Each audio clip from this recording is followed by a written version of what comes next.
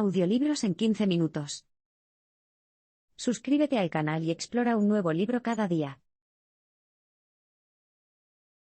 Envidiosos de la nueva riqueza de España, los primeros colonos ingleses fantaseaban con encontrar oro en Norteamérica. En 1492, Cristóbal Colón emprendió una expedición para encontrar una mejor ruta de navegación entre Europa y Asia y fracasó estrepitosamente. Pero no llegó a casa con las manos vacías. En cambio, encontró las Américas, un nuevo mundo que prometía gran riqueza y esplendor para las grandes potencias europeas. Poco después del descubrimiento de Colón, el rey de España envió a más exploradores a través del Atlántico y, mientras viajaban a México y Sudamérica, finalmente encontraron lo que todos ansiaban: oro. Concretamente, los exploradores españoles se toparon con los imperios azteca e inca y sus impresionantes suministros de oro, que rápidamente comenzaron a robar y extraer a gran escala. Estas conquistas ilícitas convirtieron rápidamente a España en un poderoso imperio transatlántico, para los celos de Inglaterra. Pronto, la corte inglesa comenzó a soñar con sus propios descubrimientos estadounidenses, con visiones de barcos gigantes llenos de oro que llegaban al Támesis. A finales del siglo XVI, el aristócrata inglés Sir Walter Raleigh encargó un informe diseñado para persuadir a la reina Isabel I de que el suelo de Norteamérica seguramente estaba lleno de cantidades incalculables de oro. Aunque el informe no era más que una colección de rumores infundados e información de segunda mano, era todo lo que Elizabeth necesitaba para lanzar varias expediciones inglesas en busca de oro. Se envió un barco tras otro de colonos ingleses con la orden de encontrar oro y devolverlo. Pero no encontraron nada más que muerte. En la primera expedición murieron muchos en su infructuosa búsqueda de oro, y durante la segunda murieron hasta el último colono. Sin dejarse intimidar por esta serie de desastres, el próximo gobernante de Inglaterra, el rey Jacobo, no quiso dejar que las fantasías de Inglaterra sobre el oro pasaran desapercibidas. Así que se enviaron más colonos para establecer una base en la costa este de Norteamérica, y devolver todas las riquezas que pudieran producir. Estos fueron los colonos que fundaron Jamestown en Virginia, y después de que la mitad de ellos murieran miserablemente, finalmente encontraron un producto exitoso para enviar a casa: el tabaco. El nacimiento del mormonismo explotó la tendencia estadounidense hacia la fantasía. Si consideráramos que la Biblia es una historia fascinante de ficción histórica, entonces podríamos ver el Libro de Mormón como uno de los mejores ejemplos de fanficción cristiana jamás escritos. Pero cuando el Libro de Mormón apareció por primera vez, se convirtió en la base de una nueva religión llamada mormonismo. Todo comenzó en 1830 cuando un joven neoyorquino llamado José Smith afirmó haber recibido la visita de un ángel que se le apareció una noche con noticias sobre una parte de la Biblia previamente desconocida. Según el ángel, este texto bíblico había sido grabado en planchas de oro, y enterrado cerca de la casa de Smith. Efectivamente, se dice que Smith encontró estas planchas, que transcribió en su Libro de Mormón. Parte del mensaje del libro es que había un grupo de israelitas que habían zarpado de Jerusalén a Estados Unidos en el siglo VI a.C. Luego fundaron una civilización que más tarde fue visitada por Jesucristo, quien nombró a algunos de ellos como sus nuevos apóstoles. Si bien esto puede sonar demasiado imaginativo, un número significativo de estadounidenses se unió a la Iglesia mormona de Smith. El autor, Andersen, señala que esto es un ejemplo temprano de cuán dispuestos están los estadounidenses a dejarse llevar por la fantasía. Por encima de todo, a los estadounidenses les encantaba la idea de que su tierra pudiera considerarse un antiguo lugar sagrado como Jerusalén, lo suficientemente especial como para que el propio Jesucristo lo visitara. Sean cuales sean sus creencias, el hecho es que cerca de 20.000 estadounidenses se convirtieron en mormones en los primeros 10 años de la fundación de la religión. Unos años más tarde, esa cifra casi se duplicó. Finalmente, a mediados del siglo XIX, hubo suficientes miembros para que se mudaran al oeste y formaran su propio estado, Utah. Las inquietantes fantasías sobre la benevolente esclavitud y la supremacía blanca marcaron el comienzo del siglo XX. Cuando piensas en la vida de un esclavo, probablemente no te imaginas a una persona despreocupada que tiene todo lo que necesita. Sin embargo, sorprendentemente, esta es la fantasía de la que disfrutaron muchos estadounidenses, a veces incluso décadas después de que se proscribiera la esclavitud. 30 años después de que la guerra civil pusiera fin a la esclavitud, había estadounidenses blancos como Nate Salisbury, que tenían la fantasía de que la esclavitud no había sido tan mala para los afroamericanos. En 1895, Salisbury convirtió su fantasía en un delirante parque temático en Brooklyn, Nueva York, dedicado a todos los encantos de la esclavitud.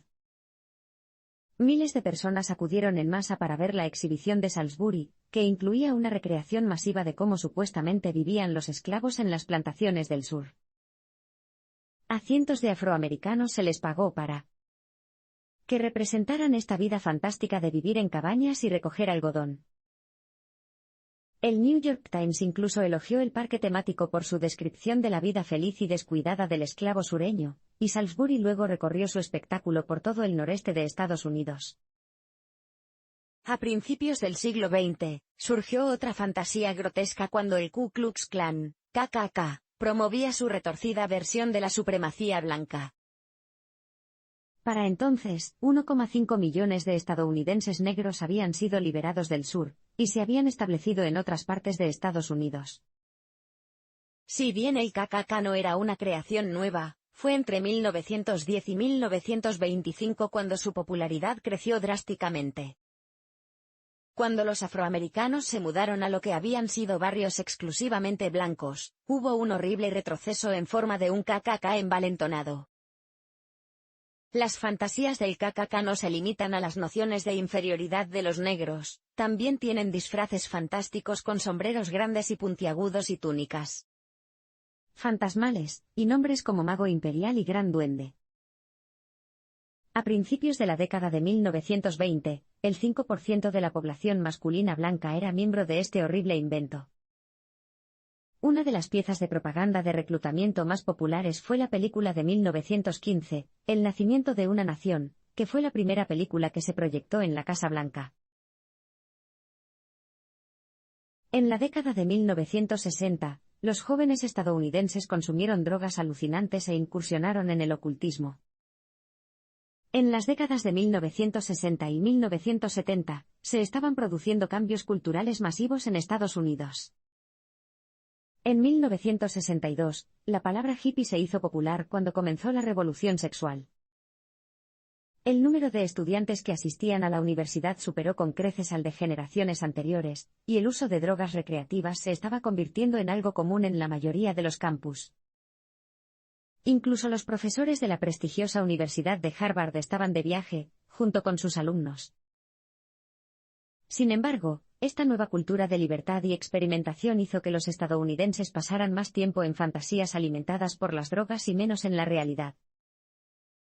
En 1965, el número de estadounidenses que, según se informa, habían fumado marihuana era de poco menos de 1 millón, pero ese número se disparó a 24 millones en 1972. Del mismo modo, solo el 5% de los estudiantes universitarios afirmaron haber fumado marihuana en 1967. Solo 4 años después, en 1971, la mayoría de los estudiantes admitieron haber consumido marihuana, y alrededor de 1/3 de ellos dijeron que fumaban porros a diario. Incluso hoy en día, los estadounidenses fuman entre 2 y 4 veces más marihuana que los europeos del norte. Las drogas psicodélicas como el LSD también se hicieron populares. Según se informa, el número de estadounidenses actuales que han consumido psicodélicos ronda los 32 millones. Para poner esa cifra en perspectiva, si se unieran para formar una religión, sería la segunda más grande de Estados Unidos. Naturalmente, esta explosión del consumo de drogas en todo el país difuminó la línea entre la fantasía y la realidad para muchos jóvenes estadounidenses. No hace falta mucho para que los efectos del LSD, que alteran la mente, pasen más allá del verdadero viaje, y lleguen a la vida cotidiana de un consumidor. Como resultado, hubo un aumento notable de estudiantes universitarios que creían en la magia, el misticismo y el antirracionalismo. En 1969, la revista New York Times publicó un reportaje sobre estudiantes interesados en las sesiones espiritistas, los ovnis, la brujería y las cartas del tarot. Durante las últimas décadas, los adultos estadounidenses se han parecido más a los niños. Algo extraño le ocurrió a la cultura estadounidense durante las décadas de 1980 y 1990. En algún momento, la mayoría de los adultos decidieron que crecer era opcional. Más jóvenes de 30 años se disfrazaban para Halloween, mientras que otros 40 y tantos bailaban junto a adolescentes en festivales de música.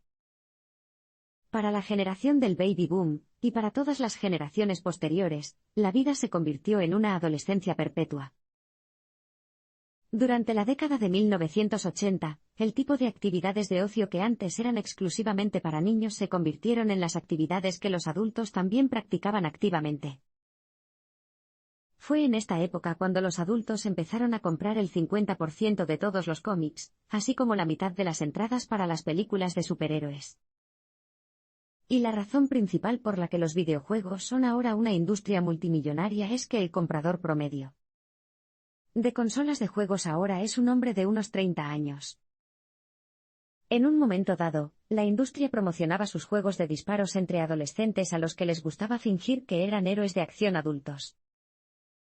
Ahora, estos juegos los juegan hombres que se hacen pasar por niños. Este comportamiento infantil también se extiende a la ropa, la alimentación y los hábitos laborales de los adultos. En la década de 1990, el chic de colegiala se convirtió en un look de moda para las mujeres, con calcetines hasta la rodilla, mochilas y suéteres ajustados. Mientras tanto, los hombres se alejaron de los trajes y las corbatas y comenzaron a usar la combinación de polo y jeans que solían usar los niños. Sería difícil imaginar el tipo de adulto que vivió en la década de 1950 jugando videojuegos mientras se comía una tarrina de helado con masa para galletas de Ben & Jerry's, pero es probable que este comportamiento se esté produciendo en todo Estados Unidos ahora mismo.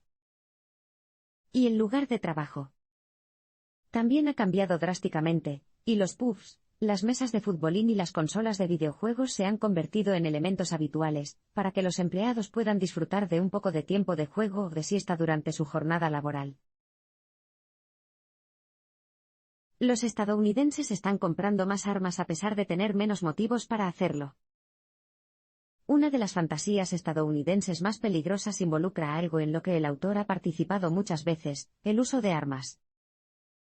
Andersen solo ha usado armas para cazar pavos y otros animales, pero, cada vez más, millones de estadounidenses compran armas con un propósito diferente, más bien ilusorio.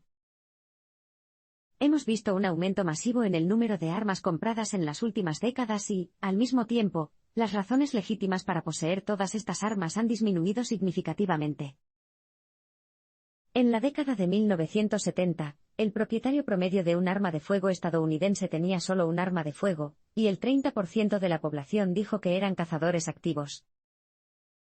Hoy en día, el propietario promedio de un arma tiene de 3 a 4 armas de fuego y, en 2017, solo el 15% de las personas afirmó haber cazado. Entonces, ¿qué hace la gente con todas estas armas, si no cazan? Según las encuestas, la principal razón es la protección personal, a pesar de que las estadísticas delictivas muestran que esta amenaza no es más que una fantasía generalizada. Las encuestas realizadas en las últimas décadas muestran que las afirmaciones de que las armas son esenciales para la protección personal se han duplicado desde la década de 1990. Sin embargo, durante el mismo período, la probabilidad de encontrarse alguna vez con un criminal peligroso se redujo a la mitad. En la ciudad de Nueva York, que tiene algunas de las restricciones más estrictas tanto en cuanto a la posesión como a la portación de armas, la probabilidad de ser asesinado se ha reducido un 82% desde 1990. Claramente, la idea de necesitar un arma, especialmente un arma automática, por motivos de seguridad no es más que otra fantasía peligrosa e ilusoria.